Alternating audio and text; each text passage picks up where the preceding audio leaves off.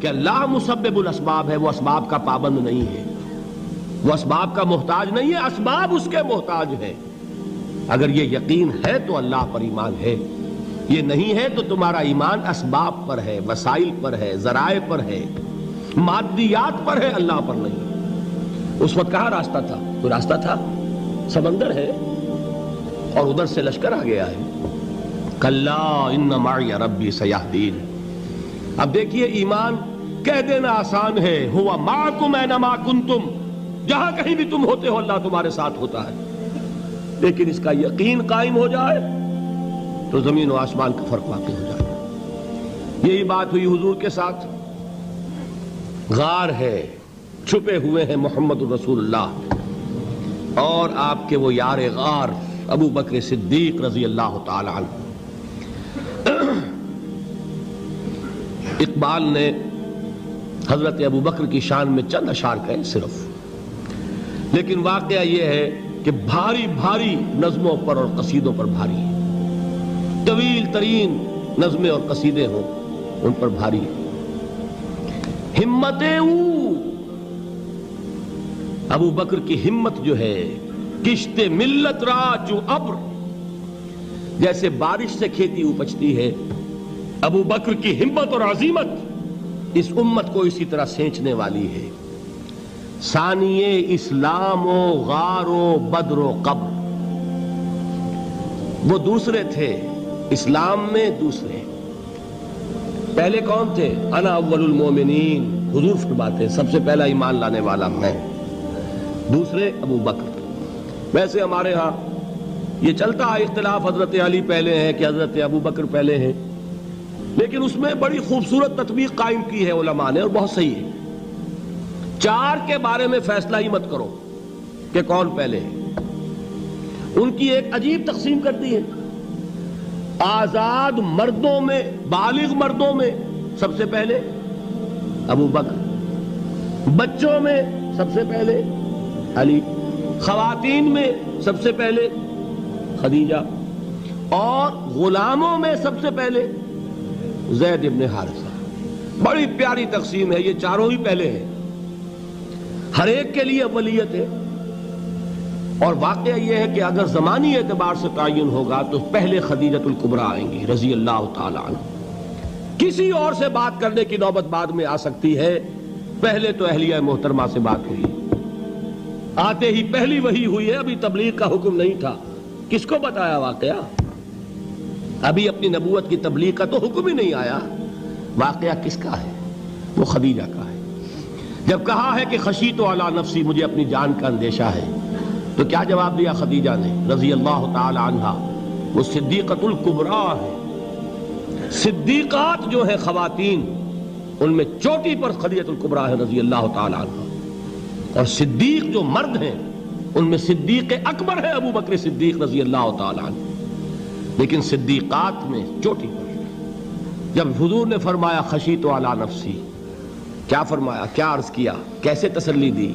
نہیں نہیں، اللہ آپ کو ضائع نہیں کرے گا، آپ غریبوں کے ہمدرد ہیں، آپ مساکین کے تکالیف رفع کرنے والے ہیں، آپ بیواؤں کی سرپرستی کرتے ہیں، آپ مسافروں کی خدمت کرتے ہیں، اللہ آپ کو ضائع نہیں کرے گا۔ یہ یقین ہے اس خاتون کے اندر۔ خیر وہ ایک علیحدہ بات ہو جائے گی۔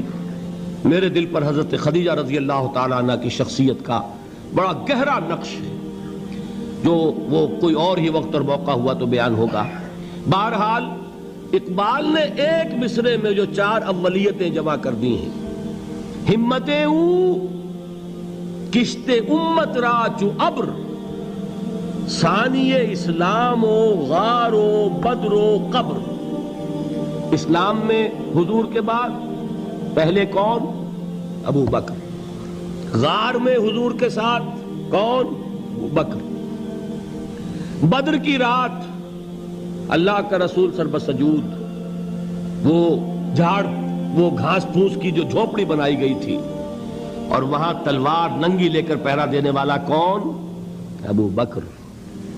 اور اس حجرہ عائشہ میں محمد کے بعد سب سے پہلے دفن ہونے والا کون؟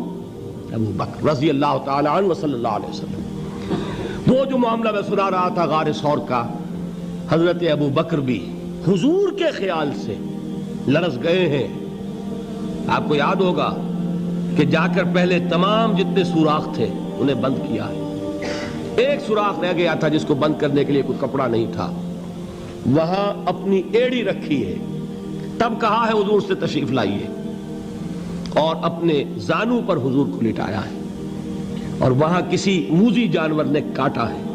حضور کی آنکھ لگ گئی تھی.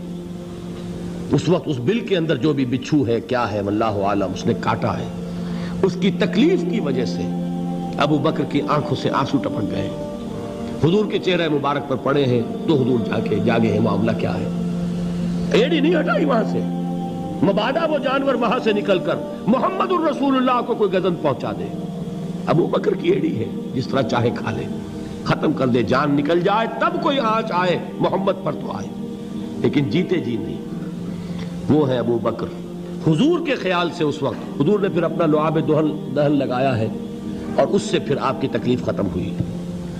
جیسے خیبر میں حضرت علی کی آنکھ دکھ رہی تھی, اس کو جو شفا حاصل ہوئی ہے وہ بھی حضور کے لعاب دہن سے ہوئی. تو بہرحال اس وقت انہوں نے کہا ہے کہ اے نبی یا رسول اللہ, اگر اس وقت ان میں سے کسی نے غیر ارادی طور پر بھی اپنے قدموں کی طرف جھانک لیا تو پکڑے جائیں گے. کیا جواب تھا اللہ کے رسول کا؟ لا تحزن ان اللہ معنا. اللہ ہمارے ساتھ ہے, کیوں گھبراتے ہو ابو بکر؟ یہ ہے ایمان باللہ. میرا مالک اللہ, میرا رازق اللہ, میرا محافظ اللہ, میرا مددگار اللہ, میرا پشت پناہ اللہ, میرا دوست اللہ. یہ دوستی ہے اللہ کی جو لب لباب ہے, حاصل ہے ایمان کا. اسی کا نام ولایت ہے.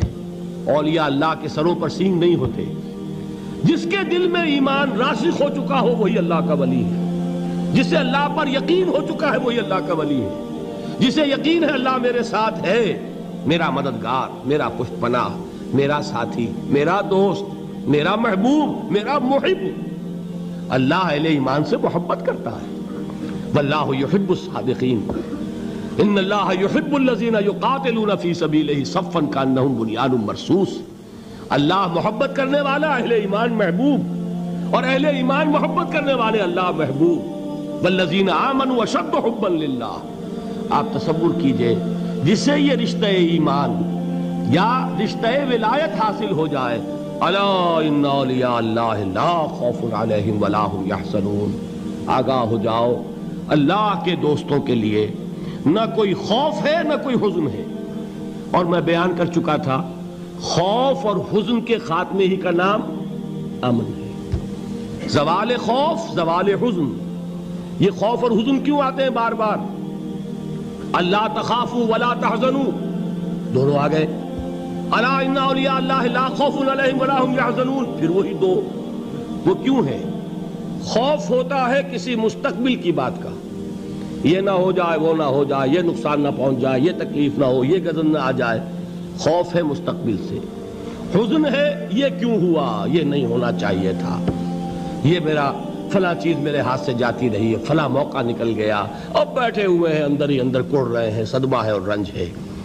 اور جو اللہ پر ایمان رکھتا ہے وہ جانتا ہے ما اصاب من مصیبت فی الارض ولا فی انفسکم الا فی کتاب من قبل ان نبرأها ان ذلک علی اللہ یسیر لکی لا تعصوا علی ما فاتکم ولا تفرحوا بما آتاکم واللہ لا یحب کل مختال فخور.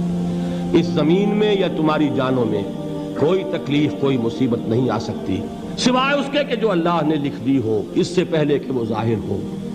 جس کو یہ حقیقت معلوم ہو گئی اس کو یہ طرز عمل اختیار کرنا چاہیے. جو چیز چھن جائے, جاتی رہے, چھوٹ جائے, اس پر افسوس نہ کرو. کس نے چھینی؟ دوست نے. دوست کے فیصلے پر شکایت. دوستی کو بٹا لگا رہے ہو, سرے تسلیم خم ہے جو مزاج یار میں آئے. اگر دوستی ہے تو پھر تو تمہیں گردن جھکانی چاہیے کہ ہر چے ساقی ماریخت عین الطافست, جو بھی میرا ساقی میرے پیالے میں ڈال دے اس کا کرم ہے. جو اس کی طرف سے آئے اس پر کوئی رنج نہیں, کوئی صدمہ نہیں, کوئی غم نہیں, کوئی شکایت نہیں, کوئی شکوہ نہیں. اور جو ہوگا وہ اس کے اذن کے بغیر نہیں ہوگا, اور اس کا اذن ہوگا تو یقیناً میرے لیے خیر ہی خیر ہے, چاہے وہ ناگوار شے ہو, بظاہر مجھے اچھی نہ لگ رہی ہو، میری شارٹ سائٹڈنس میں مجھے وہ نظر آ رہی ہے کہ میرے لیے بری ہے، لیکن قرآن نے کہا ہے عسیٰ ان تکرہوا شیئا وہو خیر لکم وعسیٰ ان تحبوا شیئا وہو شر لکم واللہ یعلم وانتم لا تعلمون۔ ہو سکتا ہے تم کسی چیز کو ناپسند کرو درحال ہے کہ اسی میں تمہارا خیر ہو، اور ہو سکتا ہے تم کسی چیز کو پسند کرو درحال ہے کہ اس میں تمہارا شر ہو۔ اللہ جانتا ہے، تم نہیں جانتے۔ جب مجھے یہ بات معلوم ہو گئی، میں نے اپنا معاملہ اللہ کے حوالے کیا۔ سپردم بے تو مایا خیشرا تو دانی حساب کم و بیشرا، اے رب جو تو چاہتا ہے وہ ہو، تیرے علم میں جو شے میرے لیے خیر ہے وہ ہو جائے، میری کوئی پسند نہیں، میری کوئی چاہت نہیں، یہ ہے راضی برضائے رب۔ اکبر الہ آبادی نے اسے کہا ہے رضائے حق پہ راضی رہ، یہ حرف آرزو کیسا، خدا خالق، خدا مالک، خدا کا حکم تو کیسا۔ جب میں آ گیا بیچ میں، میری پسند، میری مرضی، میری خواہش، میری چاہت، یہی تو شرک ہے۔ ما شاء اللہ کان وما لم یشاء لم یکن، جو اللہ نے چاہا وہ ہوا، جو اس نے نہیں چاہا نہیں ہوا، اختیار اس کا ہے، میرا تو نہیں۔ رضائے حق پہ راضی رہ، یہ حرف آرزو کیسا، خدا خالق، خدا مالک، خدا کا حکم تو کیسا۔ اقبال نے اسے کہا ہے فارسی میں، اب آپ کہیں اس کا ترجمہ بھی کرو تو وہ مجھے ذرا اس وقت کچھ بہت ہی بدذوقی کسی بات نظر آئے گی۔ جائیے پوچھئے کسی سے جسے فارسی آتی ہو، بروں کشید ز پیچا کے ہست و بود مرا، چے اقدہا کے مقام رضا کشود مرا۔ مجھے تو تمام پیچ و خم سے نکال دیا اس مقام رضا نے، میں راضی برضائے رب ہوں، جو فیصلہ اس کا میں اس پر راضی۔ تو کہاں کا حزن اور کس کا خوف، یہی زوال حزن اور زوال خوف، یہی ہے امن، یہ نتیجہ ہے ایمان کا۔ تو جان لیجئے یہ ہے لب لباب، یہ ہے حاصل ایمان کا، یہ ہے تو ایمان ہے، یہ نہیں ہے تو ایمان نہیں۔